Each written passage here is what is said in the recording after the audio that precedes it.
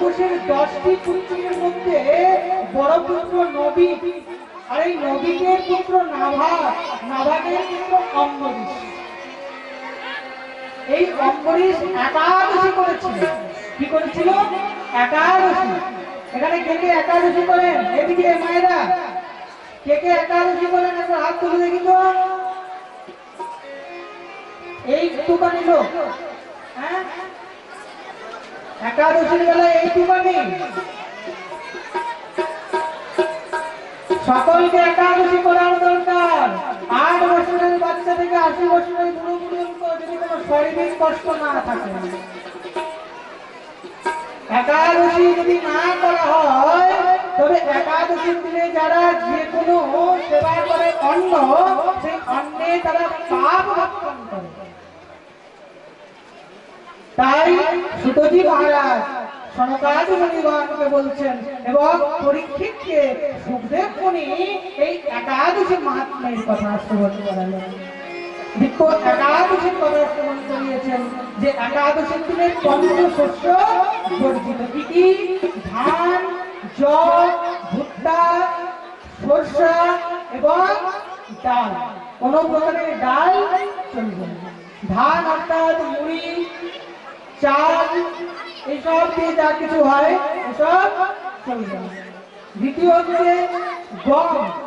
যারা আটা বেশি করেন, আটা বেশি করেন তো, হ্যাঁ, যারা আটা বেশি রুটি খায়, কেউ লুচি খায়, হ্যাঁ, তবে ঠিক আছে, নাহলে আটা বেশি।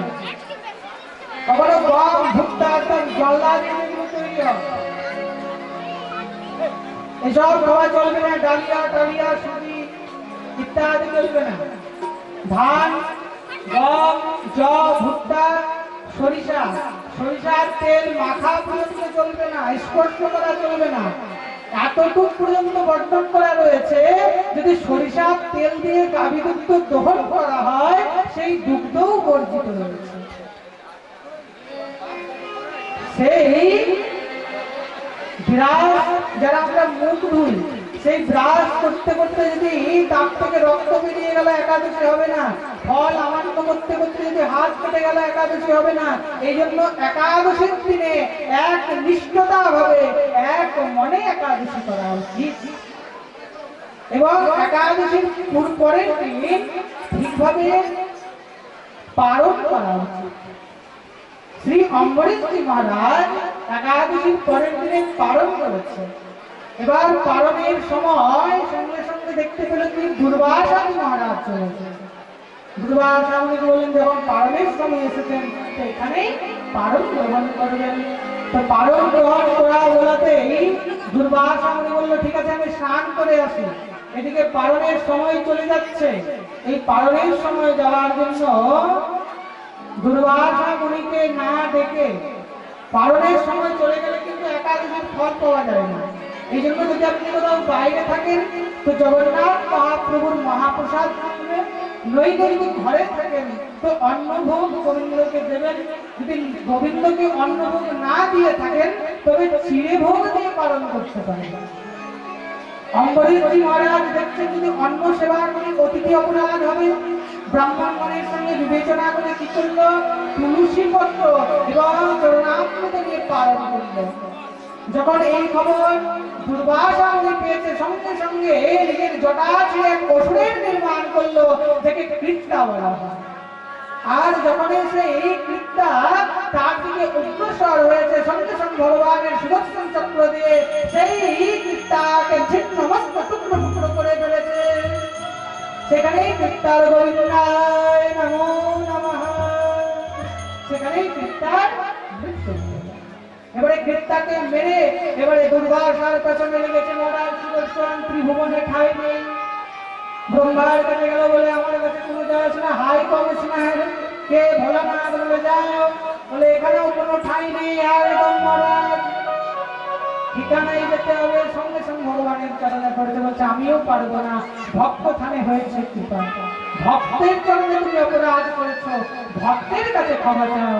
আবার অম্বরীশের চরণে যখন ক্ষমা চায়, তখন দুর্বাসা মুনি মুক্তি পায়। এত দূর পর্যন্ত এই একাদশীর মাহাত্ম্য রয়েছে। এই পরম প্রতাপী রাজা অম্বরীশের পুত্র হলো বাহক, বাহকের পুত্র হলো সাগর, সাগরের পুত্র হলো অংশুমান, অংশুমানের পুত্র হলো দিলীপ, আর দিলীপের পুত্র হলো ভগীরথ, যে গঙ্গার নেমেছিল। আর এই ভগীরথের পুত্র হলো খড়বাঙ্গ, খড়বাঙ্গের পুত্র হলো দীর্ঘবাহু, দীর্ঘবাহুর পুত্র হলো রঘু, রঘুর পুত্র অজ, অজের পুত্র দশরথ, আর দশরথের চার ছেলে রাম, ভরত, শত্রুঘ্ন আর লক্ষ্মণ। ভাগবতের মধ্যে ছোট করে রাম কথা আছে, এই জন্য এই দাস আপনাদেরকে ছোট করে শোনাবে। আবার যদি কখনো ভগবানের কৃপা হয় তাই রাম কথায় বিস্তারপূর্বক শ্রবণ করতে পারবেন। তো শ্রী রামচন্দ্রের নবমী তিথিতে জন্ম হয়েছে এবং যজ্ঞ থেকে শ্রী রামচন্দ্রকে পাওয়া গেছে। শ্রী রামচন্দ্র গুরুকুলে দীক্ষা নিয়েছেন, গুরুকুলে শিক্ষা গ্রহণ করে মহারাজ শ্রীরাম সীতার বিবাহ পূর্ণ হলো। বিবাহ পূর্ণের পর যেদিন তার রাজ্যাভিষেক হবে সেদিন তাকে বনবাসে পাঠালেন মা কৈকেয়ী। মা কৈকেয়ী বনবাসে পাঠালেন। তদন্তর বনবাসে গিয়ে রাবণকে বধ করে শ্রী রামচন্দ্র পুনরায় অযোধ্যা গমন করলেন এবং অযোধ্যায় মা সীতা এবং শ্রী রামচন্দ্র যুগলে বসলেন। श्री रामचंद्र कृपालु श्री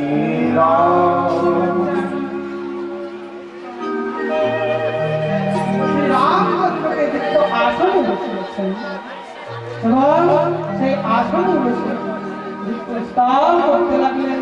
দিক্কো ভগবান শ্রী রামচন্দ্রের রাজ তিলক হচ্ছে, সেই রাজ তিলক সমস্ত সকল রাজা প্রজা চলে এসেছে। এই রাম কথা সংক্ষিপ্তে ভাগবতে রয়েছে। আসুন রামচন্দ্রকে ডাকি।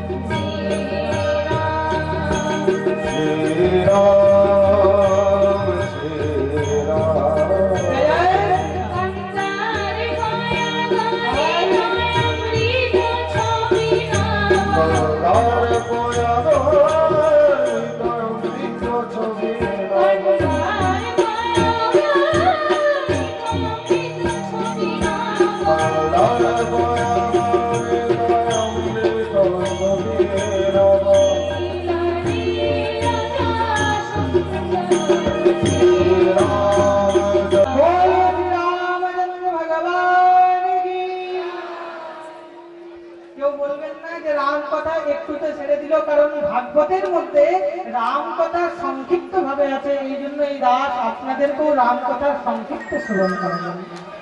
তৎপশ্চাৎ দিব্য চন্দ্রবংশের বর্ণনা শ্রবণ করলেন। ব্রহ্মার পুত্র হল অত্রি, অত্রির পুত্র হল চন্দ্রমা, চন্দ্রমার পুত্র হল বুধ, বুধের পুত্র হল পুরুরবা, পুরুরবার 6 পুত্রের মধ্যে জয় হলো বড় পুত্র। আর এই বড় পুত্র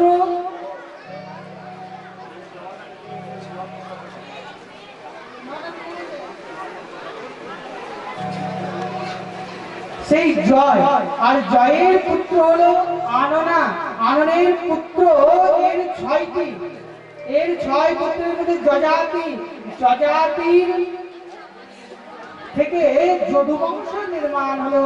আর এই যদুবংশে ভগবান এসেছেন। এই যদুর থেকে যদুবংশ শুরু। যদুবংশের পরম প্রতাপী রাজা হলো ভোজ, ভোজের 2 স্ত্রী উগ্রসেন এবং কে দেবক। এই উগ্রসভার 10টি পুত্র, উগ্রসেনের 10টি পুত্র আর দেবকের 9টি কন্যা। এই 10 পুত্রের মধ্যে বড় পুত্রের নাম হলো কংস। বড় পুত্রের নাম কি? কংস। এই কংসকে যখন কুণ্ডলী মিলিয়ে দেখা হলো যে একজন রাক্ষস কুলের, তখন রাজা উগ্রসেন তাকে কাঁসার পাত্রে যমুনার মধ্যে ভাসিয়ে দিয়েছে। যমুনার মধ্যে ভাসিয়ে দিয়েছে। সেই কাঁসার মধ্যে ভাসিয়েছে বলে সেই কাঁসার সংযুক্ত ছিল বলে তার নাম রাখা হলো কংস। শ্রী কংসের জন্মগ্রহণ শ্রবণ করার পর বড় পুত্র বসুদেব, সেই সুরসেনের 2য় স্ত্রী মরিষের গর্ভে নরঞ্জন আর পুরাঞ্জনের জন্ম হলো। এদের থেকে 9টি পুত্রের জন্ম হলো, যাদেরকে 9 নন্দ বলা হয়। এই 9 নন্দকে নন্দগ্রাম পাঠানো হলো, যাদেরকে গরু সেবার জন্য পাঠানো হলো, যাদেরকে গোয়ালা বলা হয়। এখান থেকে গোয়ালার উৎপত্তি হলো।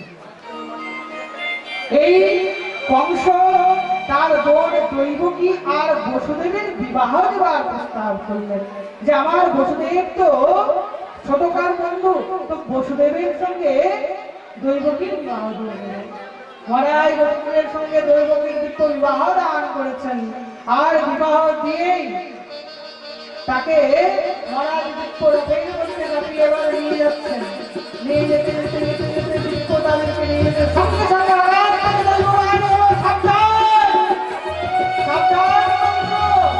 তোমার যে বোনকে তুমি এত আনন্দে শ্বশুর বাড়ি নিয়ে যাচ্ছ, এই বোনের অষ্টম গর্ভ তোমার কাল হবে। এই কথার শুনে কংস সুন্দর আরম্ভ করল। সঙ্গে সঙ্গে দৈবকীর কেশকে ছুঁড়ে ফেলল। আরে কুলঘাতিনী, তোর জন্য আমারই মৃত্যু হবে, তুমি যখন তার ছেড়ে দাও বলে দৈবকীর পুত্র তার অভিষ্ট করবে। সে তো করবে না, এক কাজ করো, দৈবকী যতগুলো পুত্র হবে সবগুলোকে তোমার চরণে দিয়ে দেবো। কি করলো? তাদের 2জনকে কারাগারে দেখতেই দেখতে 10 মাস 10 দিন পূর্ণ হয়েছে, প্রথম পুত্রের জন্ম হয়েছে। বসুদেব কথা বলে প্রথম পুত্রকে এনে যখনই কংসের হাতে দিয়েছে, কংসের মনে বাৎসল্য যে আমার কাল থেকে 8ম সন্তান, প্রথমের সঙ্গে আমার কোনো কানেকশন নেই। কি করবো? সেই প্রথম সন্তানকে সে ছেড়েছিল, বলে যাও প্রথম সন্তানের সঙ্গে আমার কোনো দুশ্মনী হেনকালে নারদ বলি চলে এসেছে। নারদ বলি এসে হচ্ছে কংস কি করলে সর্বনাশ। বলে কি করলাম? বলে এই পদ্ম ফুলের মধ্যে প্রথম পাপড়ি কোনটা, অষ্টম পাপড়ি কোনটা? বলে এটা প্রথম, এটা অষ্টম। যখন ঘুরিয়ে দেখেছে বলে এবার বলো। বলে এটা অষ্টম, এটা। বলে তাদের বারে কি বলেছিলে? বলে হে দেবতাদের ছলনা তুমি জানতে পারবে না, প্রথম অষ্টম হতে পারে আর অষ্টম প্রথম হতে পারে। এই কথা শুনে তো কংসের মাথা ঘাবড়ে গেল। এদিকে নারদমণি 1 2 3 আগুন তো লেগে গেছে, আগুন লেগে গেছে। সঙ্গে সঙ্গে কংস গিয়ে সেই দৈবকীর তল থেকে প্রথম পুত্রকে নিয়ে সেলাই করতে ঘাত করেছে। দেখতেই দেখতে ঠাকুর করতে করতে প্রথম পুত্রের মৃত্যু হয়ে গেল। এইভাবে দেখতেই দেখতে ছয় ছয় পুত্রের বিনিষ্ট করেছিল কংস।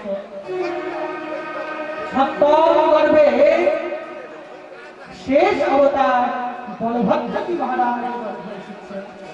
বলভদ্রজি মহারাজের মা দৈবকীর গর্ভকে ট্রান্সফার করে মা রোহিণীর গর্ভে করা হয়।